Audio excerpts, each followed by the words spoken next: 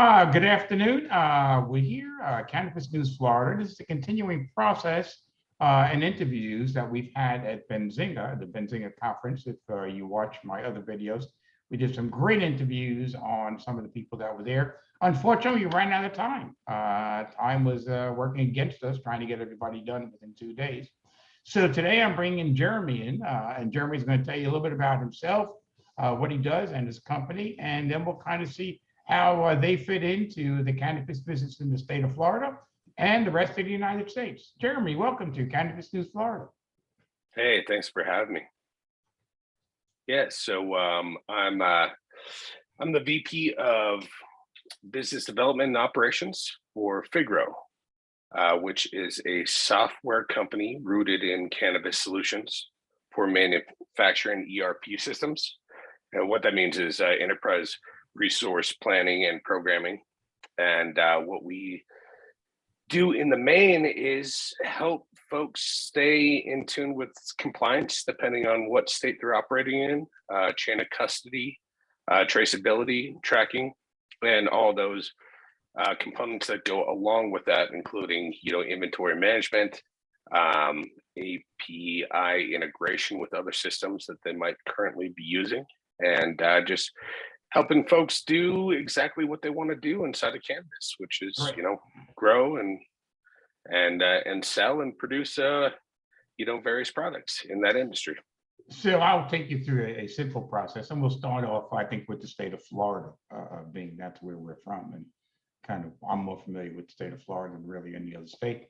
So in the state of Florida, basically, as we were talking about earlier, we are the unicorn of cannabis in the United States. We're the vertical state. Basically, you grow it, you process it, you package it, you ship it from your processing to your dispensary, and it's the chain of custody never leaves that one company. You never have a change of company to be able to do that, which means there's a lot of steps within one company and a lot of handoffs to different employees. But at the end of the day, the product you're selling out the door, you are totally responsible for. Nobody else has touched it except for you. If there's any problems, the only one they can blame is you because nobody else has touched the product. So tell us in the state of Florida, how you can help a company with their Florida process first, and then from there we'll kind of go into, as the MSOs have operations throughout the United States. Other states are different. But let's talk about a vertical operation, totally vertical, not 90% or 95%, but 100% vertical as it stands today, and how you can help them manage their business in a better way to increase the bottom line. Yeah, so instead of using the word, cutting corners, what we help it with is streamlining the process. So, when it comes to a vertically integrated company, you have got a ton of things that you do internally that work right now. And what the software would essentially deliver is how do we, identify the pain points inside of what you guys are doing, any of the challenges that, potentially is happening inside of your operations, and really dealing with the traceability from, the state level all the way down to the finished product. Sure. So we would kind of integrate ourselves inside of your systems as a cloud-based software. We can then integrate with any other systems that you have, like QuickBooks or, shipping manifests, any shipping APIs or other, software that you're using currently. So you don't have to really disengage the entire operation and, start from new. You can integrate with all of the stuff that we offer there and just streamline your process so that you are actually, as a company, being able to be efficient and optimize exactly, what you have to comply with on a state level and how that goes through to your operational system as a company. And we were talking earlier, and I was getting, and I would say the education from Jeremy, but you were also talking how you could actually integrate your software into your processing uh, uh, equipment to be able to make that more efficient or learn more about what's going on in your processing. So give us a little bit of an example about that, Jeremy.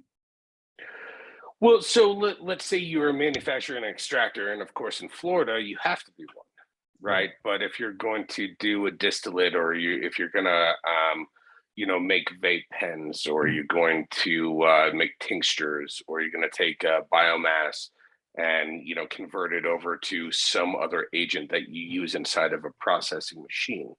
What we're working on is the ability to put our software inside of that machine, inside the motherboard, so that you can, one, collect data as a company in terms of how that machine and that product is performing, but two, have a recipe and a job ticket that comes from your production schedule into that machine, and the operator knows that.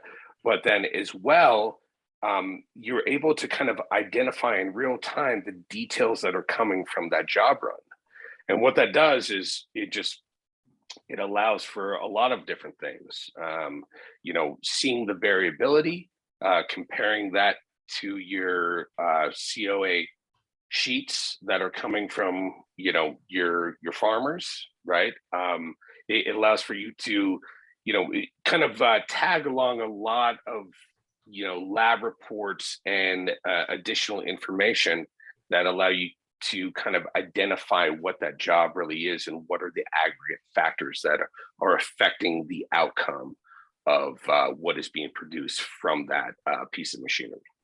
And that would also, I would assume, be able to create a process that would be more consistent in making the products that you're making, and not having a big variable from one vape pen manufactured this month to the next vape pen being manufactured 3 months from now, that they'd be much closer together by being able to actually monitor what the process is being done through your software.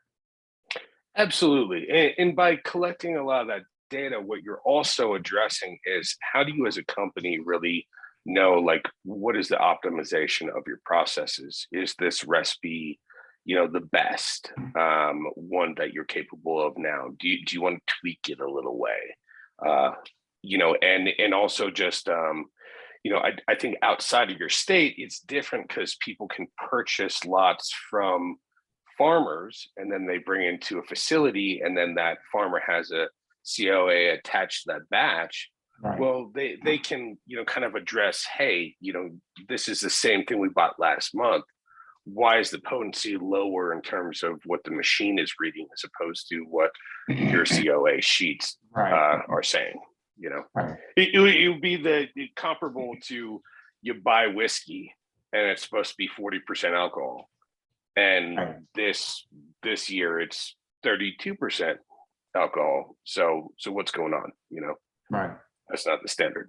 No, and again, in the state of Florida, it's a little bit different because it is controllable by what I would say one. You have one person doing it versus having 3 different processors. You have your grower, you can have a processing company, and then you can have a sales company, or in between that you can have a wholesaler and distribution, and then you go to your dispensary. So we'll carry the process. Somebody in the state of Florida likes it, they work on it, then they move to a state like Colorado, where Jeremy is sitting right now, and they're what we would call in the state of Florida like the Wild Wild West. That you have your growers, you got your processors, you have your dispensaries. So how does that, because a lot of companies that actually started out in the state of Florida were either purchased by MSOs throughout the United States and deal with it, and some of them are homegrown. Some of them started here, grew their company out, and started getting licenses in other states and operating. So for those, it's a different story, a different process that they've been doing for say 3 or 4 years here in the state of Florida. Now you're going to another state.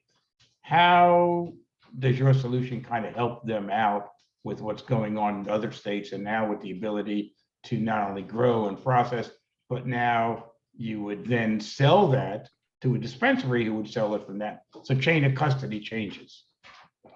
Yes, it does. And I think chain of custody is really the lead priority in all this, because that chain of custody is mitigated by, whatever the state contracted traceability software is. Sure. So currently that's going to be Metric and BioTrack.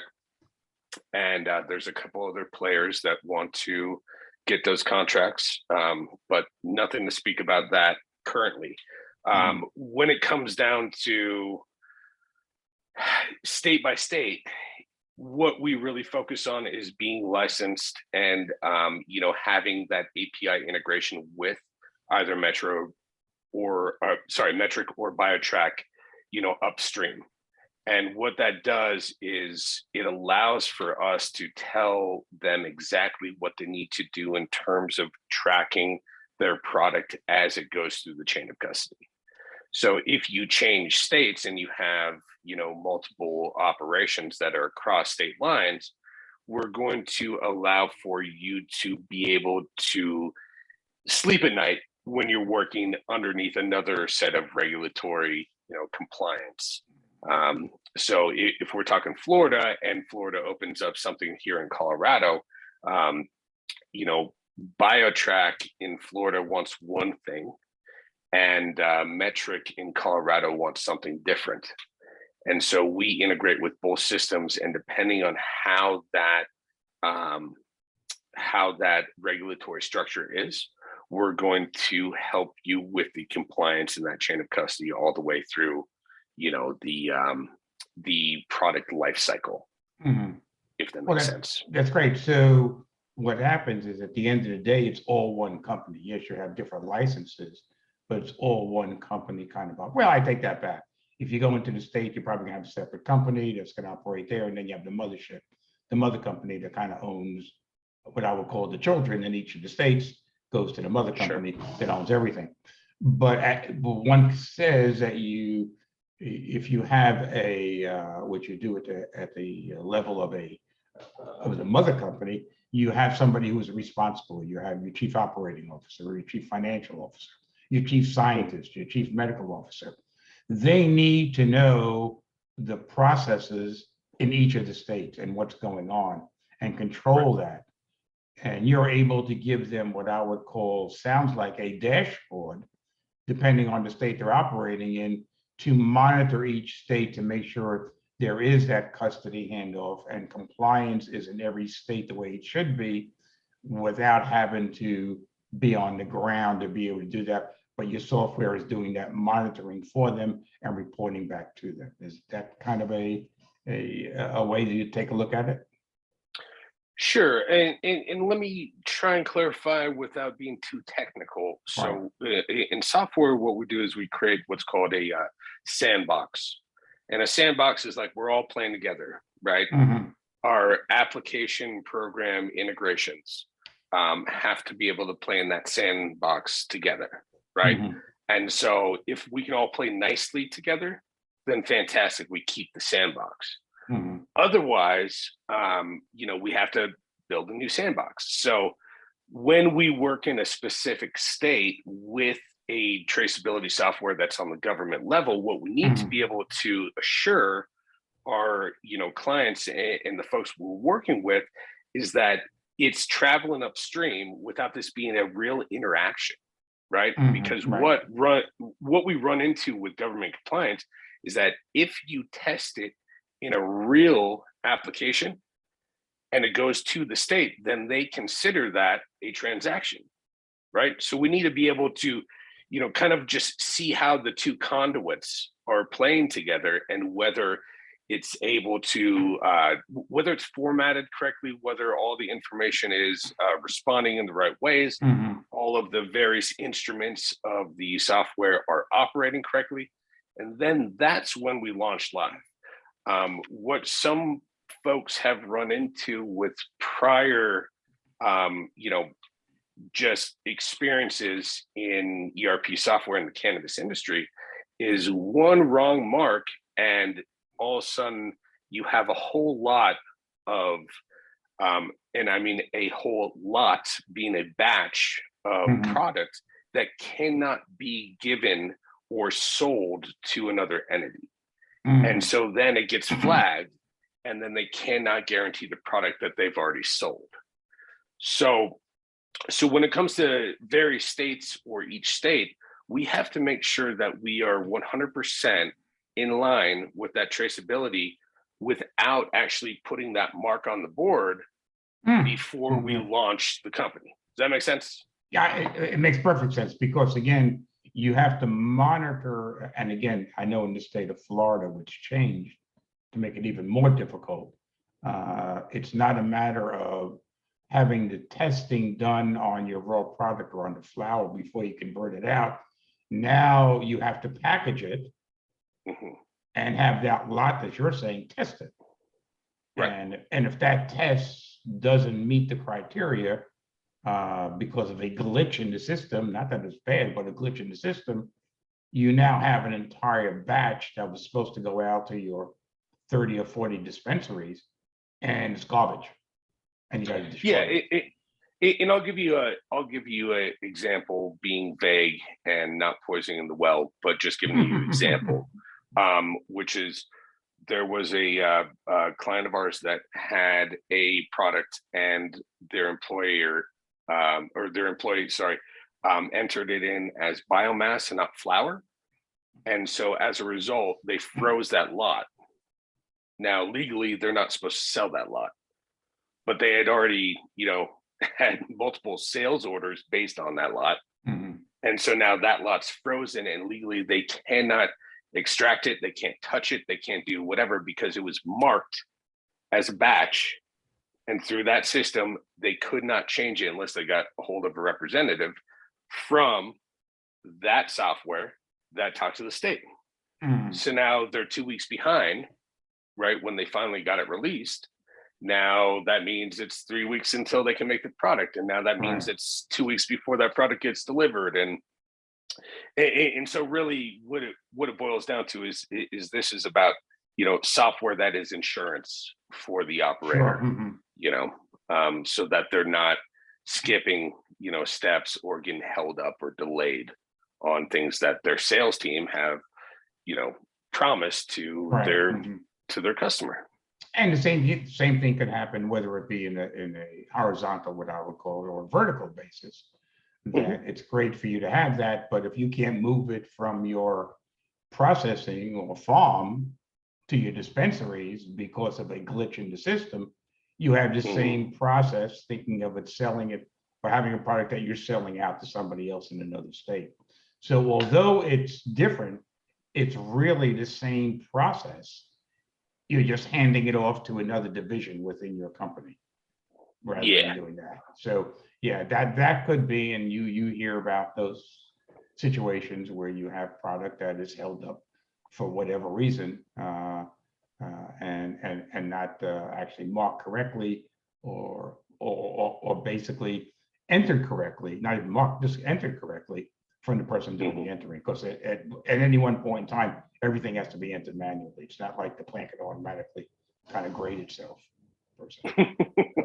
So eventually, we're working on it. We're working on that. I know the plant comes out and says, "Yes, I'm this," and then it automatically does that. Once that plant can talk to you, you're in good shape. It trims itself. And, that's right. Everything. It would be amazing. So, Jeremy, so tell us the type of clients that in this industry that you're looking for, that you can make the biggest impact in right now. You know the industry. You know the players in the market. I mean, obviously, you got Canada that has a huge market, and they play differently up there a little bit. You got here, and then you got everything expanding throughout the world right now in the cannabis industry.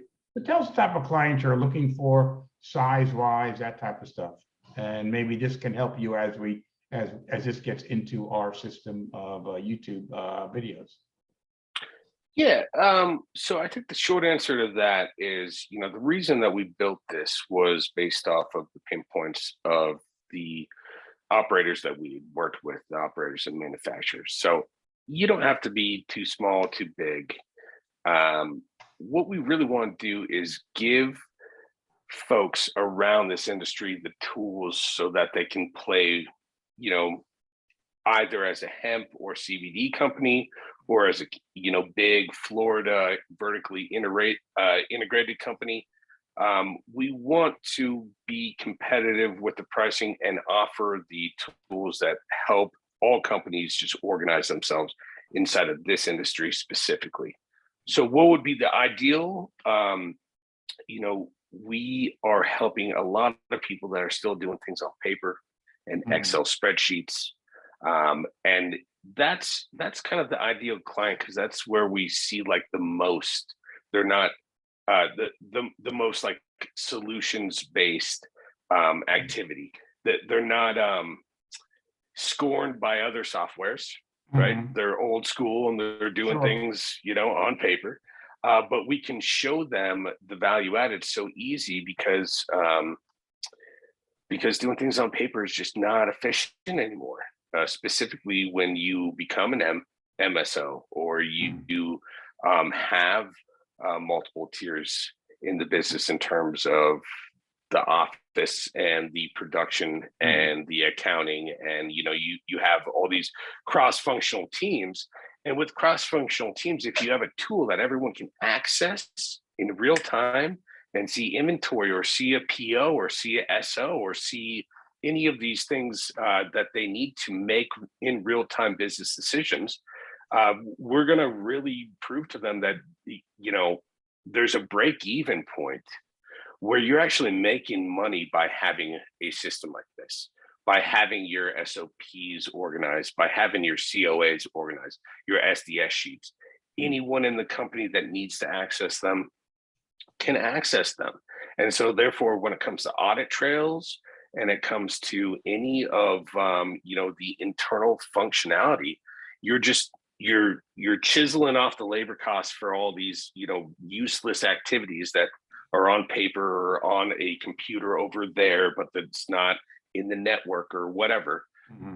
And you're allowing for the folks that are higher level and lower level to operate more efficiently, and maybe on the higher level just spend more time making better business strategy decisions, and not focus on kind of the human error factors that come along. And at the end of the day, I mean, me and my partners talk about it all the time. We feel kind of bad for people that have to operate underneath all these crazy systems from state to state, and all of the paperwork and all that stuff. And as an ancillary product in this industry, we enjoy kind of just helping them not have to deal with as much of a headache as state by state they've made it for all the operators. So would this also be a valuable asset, and I'm glad you brought that up, a valuable asset in the expanding, probably even larger than the cannabis industry now, the CBD industry, and obviously CBD, hemp, and what about industrial hemp industry? How does all that kind of fit together? Well, I mean, similar to cannabis, hemp, you have to have COAs that tell you about, solvents, tell you about heavy metals, tell you that they have a certain level of CBDs or not, or that they have below a certain level of THC. THC, right. Yeah. So, I mean, everyone sits in the category where essentially, if you take a different state besides your unicorn state, there's a lot of hemp producers and hemp farmers that are next door to each other, but they run their own businesses. And so for a whole lot of hemp to be harvested, and then a COA attached to that COA, carried through that batching and that labeling all the way through the traceability process, that's still important. Because if you get an audit and you don't have that COA attached to it, they can be like, okay, we'll find it. Otherwise, we're going to freeze this product until we know that you don't have this THC levels. So hemp is kind of easier if you want to look at it that way, but Right. not quite. It's really Yeah. not. And the legislation is changing a lot on the CBDs, like we Sure. had That's talked right. about. And I think as it moves to federalization, a lot of people have been talking about how everything's going to be put on the same standard, because you have to have, the vigilance and the organization and all the information together in order to, just operate smoothly and not have them kind of come in and ask questions, Yeah. What's interesting, actually, in the state of Florida, you have actually two different departments. One Mhm, handles the cannabis industry, mhm, and the Department of Agriculture handles the hemp business and CBD. mhm. And they don't really talk to each other too much. But it's different. You got one Department of Health and one the Department of Agriculture, which I always found Yep. very, very interesting.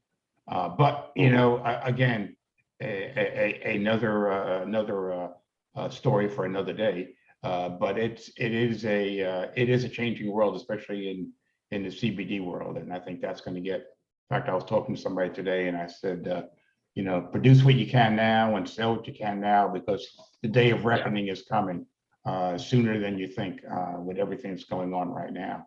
And they're going to be, if they make it as difficult or as challenging as they do for cannabis, a lot of these CBD companies are not going to exist in the future. That's my feeling. Oh no, You they're, know, they're going to be dropping like flies. And I was actually having a similar conversation yesterday with a local uh, person here in Colorado, and they're doing about $250,000 in sales a year, which is great for right, them, right, right? And the margins are high enough that that can be their livelihood. right, But the way that regulatory processes are going, right. they're not going to be able to do that forever if it switches in terms of what they're allowed to do or not. And So they start talking about, and they're really going to crack down on the THC levels in there, and what I would call the make believe, the Delta 8s and all the other stuff. They're going to crack down on it. It's just a matter of time before it does. Uh, yeah, and that's where these people, product wise, as long as you stay within the CBD world, but you start going into what I would call the THC world, a mhm, lot of these companies are going to be out of business because they rely on their biggest sales at Delta 8, as opposed to products, good products, good medical products that work for you in the CBD, because Delta 8 was such a hit and people were buying it, that they kind of switched processes to go to more Delta 8, and they forgot about their regular CBD work. And eventually, and yeah. eventually eventually that's all going to go away. I'm not sure when, but eventually it'll all go away or change the way it's being done. Well, So and we have people that we've spoken with, and even a client or two that have moved to Florida mhm. because they were originally in states that have now banned the Delta 8, Delta 10, right? Right. And so now they were it was a business decision, and luckily they were large enough to Mhm. actually uproot where they were and move to Florida, where Right, they because could Florida's legally law, they do it. haven't done anything yet. No, and it's really Yeah, interesting because the Department of Agriculture wants to do something, but the problem is the law isn't in place to be able to do anything.